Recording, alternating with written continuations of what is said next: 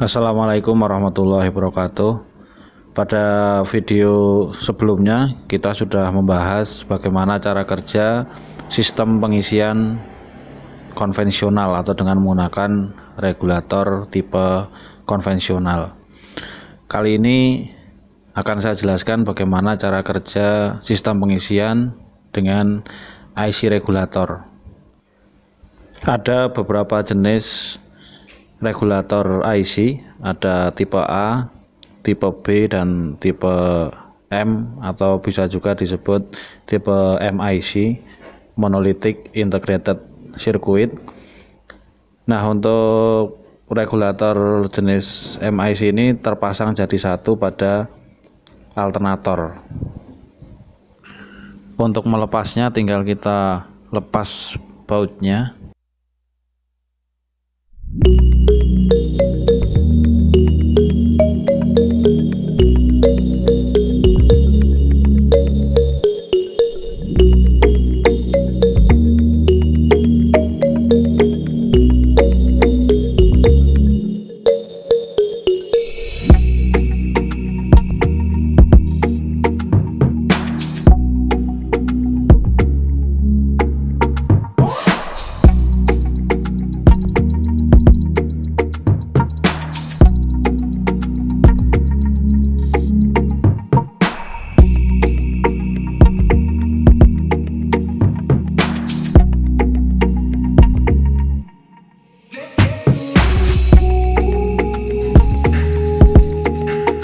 Jenis MIC terdapat 7 terminal. Yang paling ujung terminal B, kemudian ada terminal L, IG, dan terminal S, kemudian terminal F, P, dan yang belakang terminal E yang terhubung dengan massa.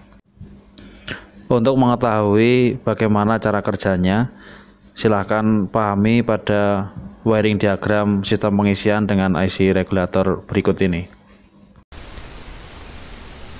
Ini merupakan sistem pengisian dengan IC regulator tipe MIC atau Monolithic Integrated Circuit. Pada IC regulator terdapat 3 transistor, TR1, TR2, dan TR3. Kemudian pada regulator IC tipe MIC ini terdapat 7 terminal, yaitu L, S, IG, B, F, P, dan terminal E. Sebenarnya prinsip kerjanya sama dengan sistem pengisian dengan kontak point atau konvensional, hanya saja pengaturan arus yang ke rotor koil ataupun yang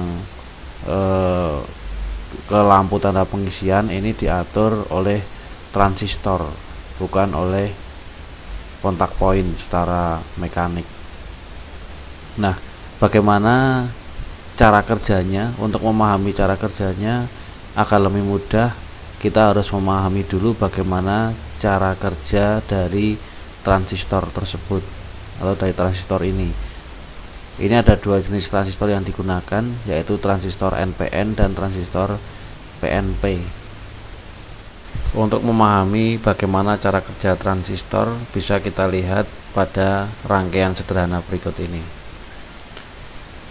Transistor punya 3 kaki, yaitu kaki basis, kaki kolektor, dan kaki emitor. Ini merupakan jenis transistor tipe NPN. Jadi pada saat ada arus yang melewati terminal B, maka transistor akan aktif sehingga arus dari terminal C ini akan mengalir ke terminal emitor dan ke massa. Cara kerja dari transistor NPN ini yaitu pada saat saklar belum terhubung, maka arus dari baterai ini akan mengalir ini sampai terhenti di sini. Kemudian selain itu juga ada arus yang mengalir ke beban atau ke lampu dan ke terminal kolektor atau terminal C, dan hanya akan terhenti di sini, tidak akan mengalir ke kaki emitor dan ke massa sebelum ada arus yang dari terminal B ini terhubung dengan massa. Nah, pada saat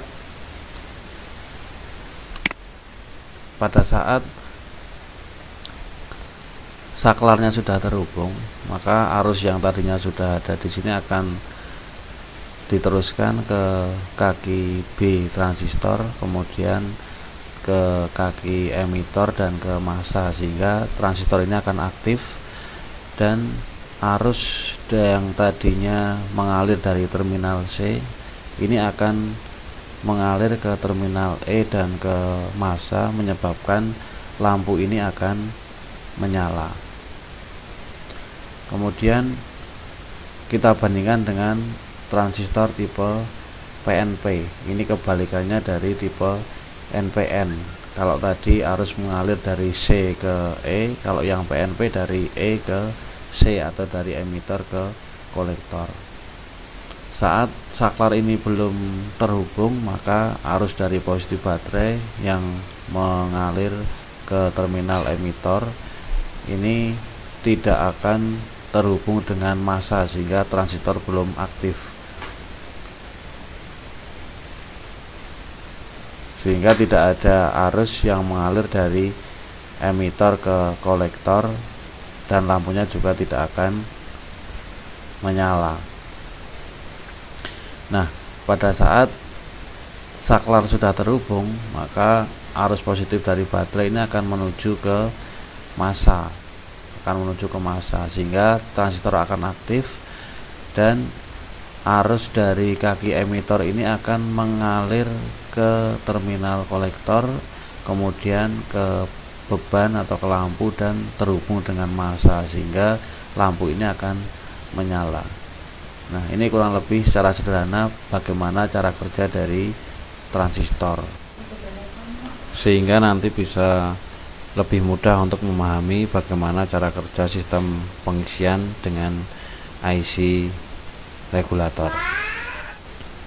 Pada saat kunci kontak on dan mesin belum hidup, arus dari baterai akan mengalir ke fuse, kemudian ke kunci kontak dan ke terminal IG, kemudian akan terhubung dengan terminal IG pada alternator, kemudian masuk ke IC regulator atau ke MIC, Monolith Integrated Circuit. Nah, adanya arus yang masuk ke IC regulator ini, maka MIC akan mengalirkan arus ke kaki basis TR1 dan ke kaki basis TR3, sehingga dengan adanya arus yang mengalir ke kaki basis TR1 kemudian terhubung dengan kaki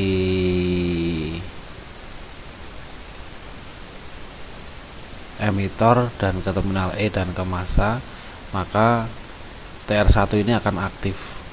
Aktifnya TR1 ini akan menyebabkan arus yang mengalir dari baterai kemudian ke terminal B, kemudian ke rotor coil ini akan terhubung dengan massa.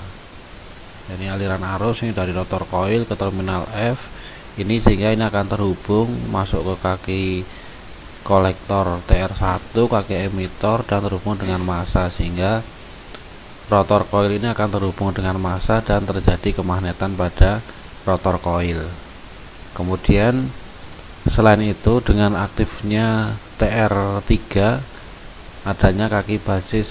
adanya arus yang mengalir pada kaki basis transistor TR3 kemudian ke kaki emitor dan ke massa, ini akan menyebabkan TR3 aktif, sehingga arus yang mengalir ke terminal kunci kontak, setelah kunci kontak kemudian ke lampu tanda pengisian, kemudian ke terminal L, ini akan terhubung dengan massa.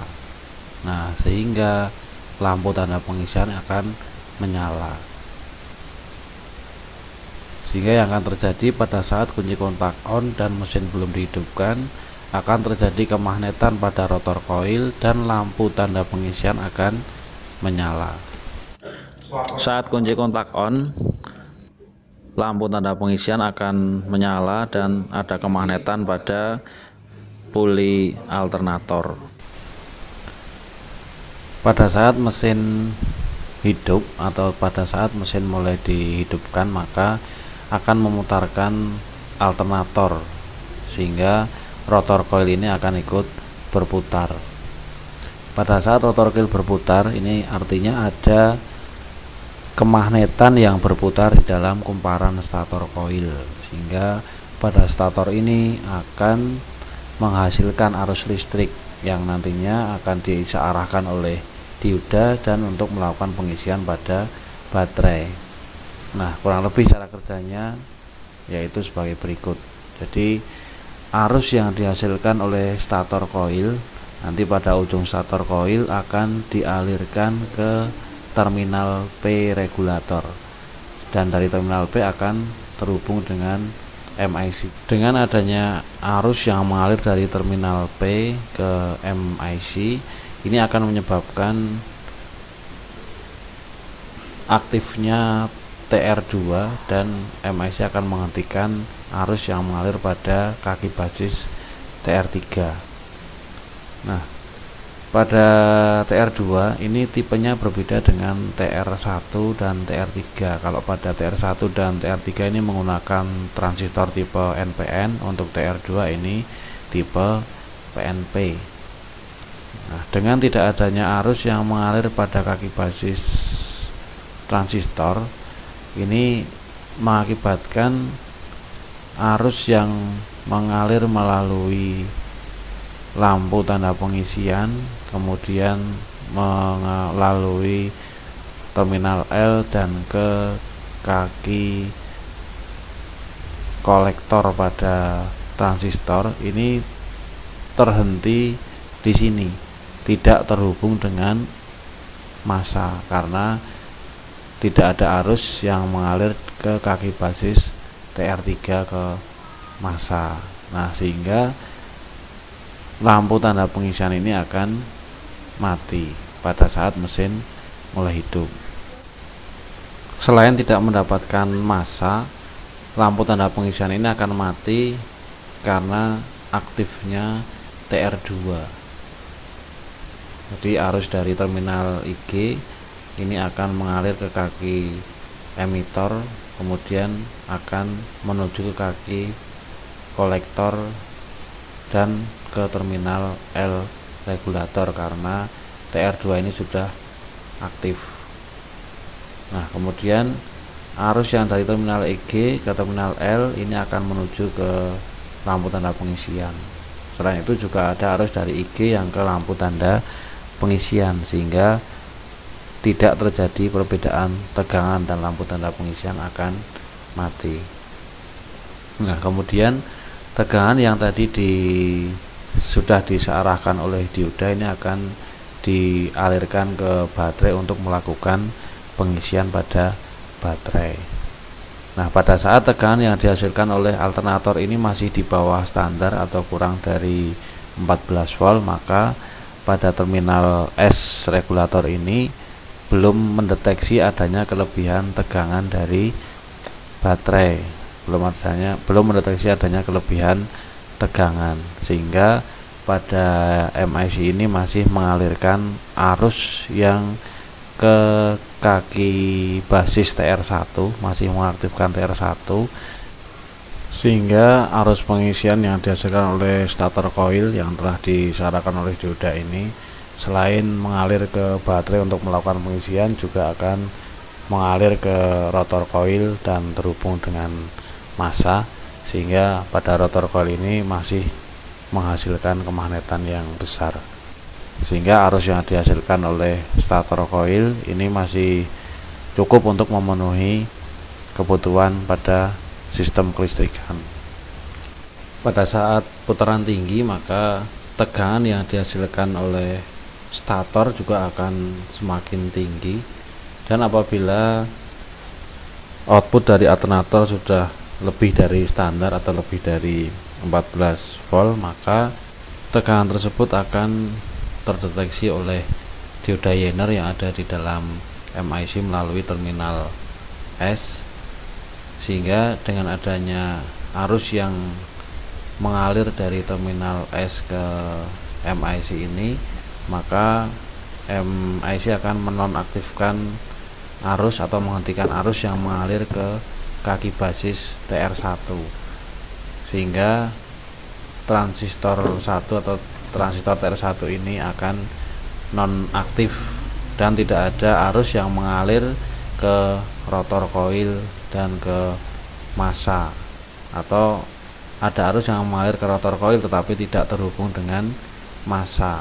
Nah, sehingga pada rotor koil ini tidak terjadi kemagnetan, dan pada stator koil ini tegangannya akan menurun. Nah, pada saat tegangan pada stator coil ini sudah kurang dari standar, maka nanti dioda Zener yang ada di dalam MIC ini tidak akan mendeteksi adanya kelebihan tegangan yang melalui terminal S, sehingga transistor TR1 akan aktif kembali. Kalau ini aktif kembali, artinya pada rotor coil terdapat kemagnetan dan stator coil kembali menghasilkan arus listrik. Begitu ini akan terjadi secara terus menerus. TR1 kadang aktif, kadang tidak, kadang aktif, kadang tidak, untuk menyetabilkan arus pengisian ke baterai ini sesuai dengan standar, agar arus pengisian yang ke baterai itu selalu stabil.